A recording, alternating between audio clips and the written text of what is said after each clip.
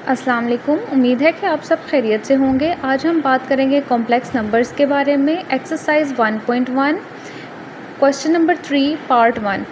पहला क्वेश्चन हमारे पास है आयोटा 9। आयोटा 9 को सॉल्व करने के लिए हम पहले स्प्लिट करेंगे।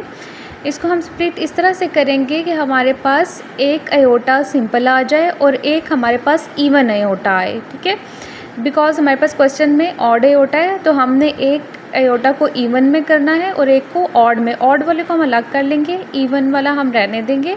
देन उसके बाद हमें पता है कि हमें आयोटा स्क्वायर की वैल्यू फाइंड होती है। हमें पता होती है कि आयोटा स्क्वायर -1 के इक्वल होता है। तो जो हमने इवन में आयोटा को स्प्लिट किया होता है इसको 2 के मल्टीपल पे लिख लेते हैं। लाइक इसको हम लिखेंगे 8 है तो 8 को लिखेंगे 2 आयोटा 2 और फिर ब्रैकेट के बाहर 4।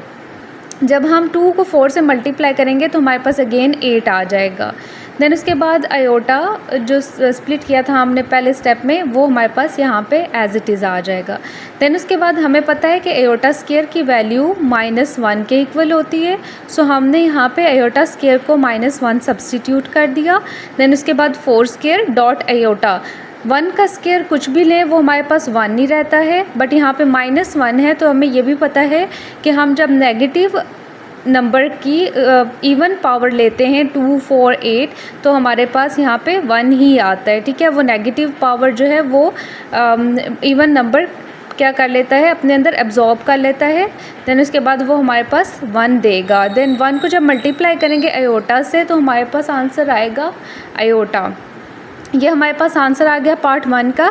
इसी तरह क्वेश्चन नंबर जो इसके जो नेक्स्ट आगे पार्ट है 2, 3, 4 ये सेम होंगे। लाइक जो अभी हमने पार्ट 1 किया उसके बिल्कुल उस जैसे ये वाले हमने सॉल्व किया, हम 2, 3 और 4 को भी वैसे ही सॉल्व करेंगे। क्वेश्चन नंबर 5 आता है। क्वेश्चन नंबर 5 में आप देखें आपके पास है 3 आयोटा क्यूब।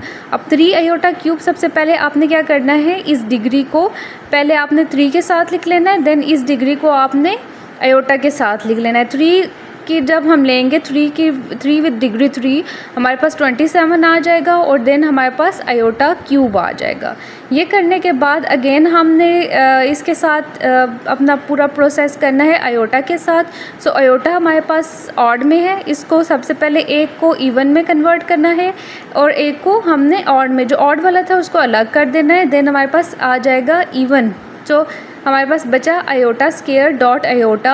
आयोटा स्क्वायर की वैल्यू हमें पता है क्या है, हमने जस्ट यहाँ पे आयोटा स्क्वायर की वैल्यू सब्सटीट्यूट की जो कि -1 है। Iota as it is which is equals to -27 dot iota और जो आपके पास आंसर आ जाएगा इक्वल्स टू -27।